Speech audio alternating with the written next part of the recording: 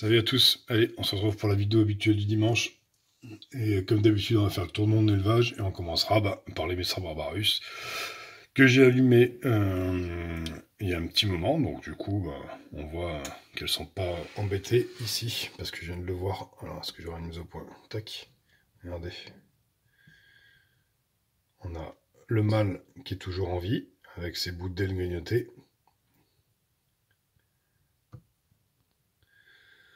D'ailleurs, il y a même une aile qui est presque en l'air. Ça tombe bien qu'on soit passé ici en premier. Bon, ici, toujours autant de monde, hein. Toujours autant d'activité. Regardez, ici, point de mise au point. Elle se cache toujours sur les tuyaux. Voilà, les vitres, l'huile de paraffine fait qu'elles sont pas propres. Il va vraiment falloir que j'y mette un petit coup. Leur abreuvoir, pareil, où elles font leurs besoins dessus. Dans la grande aire de chasse, ici, on a quelques jolis majors. Voilà. Alors elles sont nombreuses autour du raccord. Alors je sais pas pourquoi. J'ai toujours pas trouvé pourquoi elles me font ça. Ah, là elles sont énormément. En fait, elles sont énormément derrière de chasse.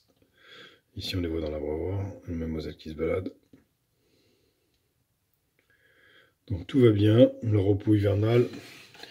Là on peut voir qu'elles sont aussi pas mal dans l'aire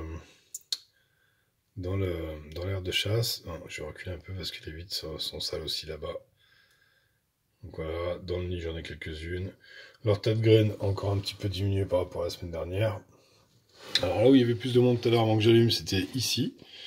Mais apparemment la lumière les a fait fuir. Donc on se rappelle que la semaine dernière j'avais remis la grille ici et ça avait permis à ce que... En fait ce nid-là a été un petit peu plus plein durant la semaine. Est-ce que le fait qu'il y ait une aération, ça leur a permis de plus apprécier le nid? Certainement, puisque c'est vrai que je me suis aperçu que toute la semaine j'avais plus de monde dans ce nid-là. Voilà. Ici on en a quelques-unes dans les tubes de raccord. Toujours. Donc on n'a pas la princesse. Ah si, elle est là. Regardez. Je vais essayer de vous la zoomer. Ici. Ça, c'est la princesse. On voit juste ses ailes là. Elle est en train d'essayer de se camoufler. Donc mes deux sexués de cette année, autant la princesse, alors on voit juste son bout d'aile parce qu'elle s'est cachée, autant que ce soit la princesse, hein, je vais essayer de me caler pour avoir une meilleure stabilité. Que ce soit la princesse ou le mâle, en fait, ben, ils sont encore tous les deux en vie et tous les deux le même principe, ils ont le bout des ailes grignoté. Donc pour l'instant, eh ben, ils n'ont pas décidé de me les tuer et on verra ce que le temps va nous donner. Voilà, hop, on va descendre chez mes Crontatus. Je vais dézoomer un petit peu. Voilà, au calme. Donc voilà, une grosse différence de comportement. Vraiment très très très calme chez les Crontatus. On a un petit peu dans l'aire de chasse là-bas, mais rien d'exceptionnel. Elles sont toujours... J'en ai toujours une qui vit dans l'abreuvoir, comme si elle se servait ça d'un tube humidifié. Il y en a toujours une ou deux qui vivent là-bas. Alors, j'arrose, je mouille toujours mes nids une fois par semaine. On va essayer de faire une mise au point. Donc ici on a des majors, des médias. Pardon. Ici on a Madame Lagine. Donc voilà, un grand calme chez les Crantatus. On va passer juste à côté. Regardez les Scutellaris qui sont à l'intérieur. Alors, je vais essayer d'avoir une meilleure vue. Celle-ci. Attendez. J'essaie d'avoir... Alors celle-ci on ne le voit pas, mais... Attendez, je regarde la bonne. Je mets le doigt dessus. Ouais, c'est ça. Celle-ci, elle avait un petit œuf. Donc une de plus qui a pondu. Oh, excusez-moi pour la mise au point. Je n'en ai pas sur la bonne. Elle est ici. Ici. Donc il faudra que je surveille. Et là il est sous sa tête. Alors je vais essayer de bouger le tube. Je ne vais pas trop la déranger. Voilà, regardez. Regardez comme ça sur le côté.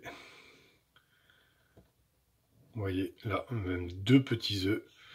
Donc ça fait une deuxième Scutellaris qui a pondu, donc celle qui reste à l'intérieur, hein. Donc elles sont à 20 degrés en ce moment. Donc on a une deuxième qui a pondu. Les autres sont toujours au même stade et n'ont pas pondu. Donc c'est une qui a un tube quasi... Pardon, j'ai ma main devant. Quasi humide. Je fais une mise au point. Parce que si vous regardez, l'eau touche pas le coton. Alors il y a de l'eau derrière, mais en fait ça touche pas le coton. Donc du coup c'est pas un nid, c'est pas un tube complètement humide. D'ailleurs, il va falloir que je trouve une solution pour remplir ces tubes en plastique qui se sont vidés à une vitesse extraordinaire. Allez, on va passer faire un petit tour ici chez les Japonicus. Je vais zoomer un peu. Voilà, qu'ils ont l'air plus ou moins actives. Alors elles sont à 24 degrés. Voilà, je vais essayer de voir. Il me semble qu'ici c'est le couvain. Voilà, un petit couvain.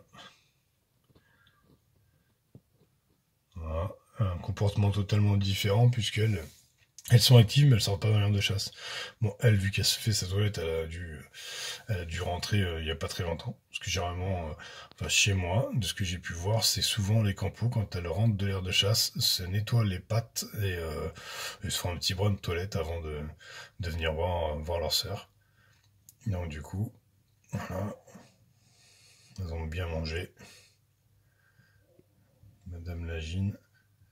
Ah, encore un petit peu de couvain ici, vous voyez. Je vais essayer de zoomer. Alors, je sais pas si je pourrais faire mieux. Ouais. Un beau petit couvain ici. Donc tout se passe bien. On les remet au chaud. On va remonter vite fait sur l'étagère du haut. Puisqu'ici, on a une Scutellaris.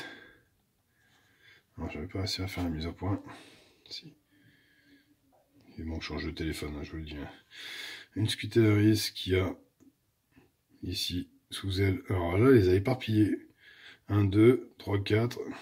Je vais la tourner. Et ici, une petite grappe d'œufs. Elle doit avoir une petite dizaine d'œufs. Son tube commence à être pas très propre. Tube pareil, tube plastique qui a tendance à se vider un peu vite à mon goût. Mais je vais certainement les percer délicatement avec une aiguille chaude ou je sais pas quoi pour pas polluer mes tubes et essayer de leur remplir. Ici, on va passer, parce que j'ai oublié de vous la montrer, chez la Phénogaster subterranea. Regardez bien, ça y est, elle a changé de tube, elle est repassée dans le tube humide.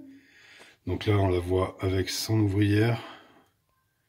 On voit des belles larves. Ici, on a une deuxième nymphe en train de se colorer. Et surtout, si on passe dans l'autre tube, on a ici une deuxième ouvrière. Donc du coup, ça avance. Donc j'avais pas fait gaffe qu'elle avait changé de tube, je viens d'en apercevoir maintenant. Donc dès qu'elle aura son ouvrière avec elle, je désolidariserai les deux tubes et je les enfermerai uniquement dans celui-là. Donc voilà pour cette semaine. Je vous montre pas celles qui sont dehors parce que il fait froid et je veux pas forcément ouvrir mes caisses pour l'instant puisque je modère pas la température et il fait 4 degrés dehors et j'ai pas envie de faire rentrer l'air froid dans mes boîtes polystyrène, donc il faut que j'adapte ça différemment. Et puis bon, on est déjà à 8 minutes 32. On va faire des vidéos un tout petit peu plus courtes pendant cette diapause, puisque on regardera peut-être pas toutes les espèces à chaque fois. Sur ce, je vous souhaite un très très bon dimanche, et je vous dis à dimanche prochain. Et pour ceux que ça intéresse, j'ai ouvert un groupe Facebook que je vous mettrai en description. Allez, ciao ciao!